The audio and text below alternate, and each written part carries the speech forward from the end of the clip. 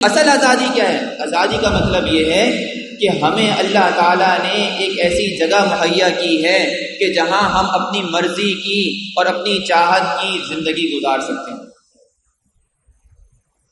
جب انگریز کا دور تھا تو قرآن کو ہم آئین کا حصہ نہیں بنا سکتے تھے، ہم پہلی شق آئین کی یہ شامل نہیں کر سکتے تھے کہ حاکمیت اعلیٰ خداوند تعالیٰ کی ہوگی۔ جب پاکستان بنا تو ہم نے آئین بنایا اور آئین کی پہلی شق یہ رکھی کہ حاکمیت اعلیٰ پاکستان کی جو ہوگی وہ خداوند تعالیٰ کی ہوگی۔ دوسری شق آئین کی یہ طے کی گئی کہ قرآن و حدیث کے خلاف اس ملک میں کچھ نہیں کیا جائے گا۔ دارالاسلام ہونے کے لیے بنیادی یہی دو شرطیں۔ آج بہت سے لوگ ایسے ہیں جو نوجوانوں کو گمراہ کرتے ہیں اور کہتے ہیں کہ دیکھو یہاں پر تو حدود نافذ نہیں کی گئی، یہاں تو دیکھو سود چل رہا ہے، یہ دارالکفر ہے۔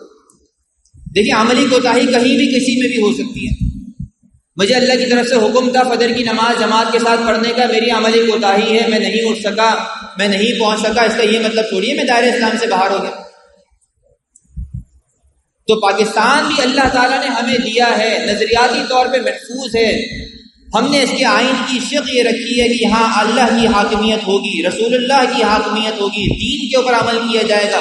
ٹھیک ہے، ہمارے اندر بھی کوتاہیاں ہیں، ہمارے سیاسی لوگوں میں بھی کوتاہیاں ہیں، کچھ احکام نافذ کر دیے، کچھ کے اندر پس و پیش کا شکار ہے، ہمارے اشرافیہ میں بھی کچھ کوتاہیاں ہوں گی، لیکن اس کا ہرگز بھی یہ مطلب نہیں کہ یہ پاکستان دارالاسلام نہیں۔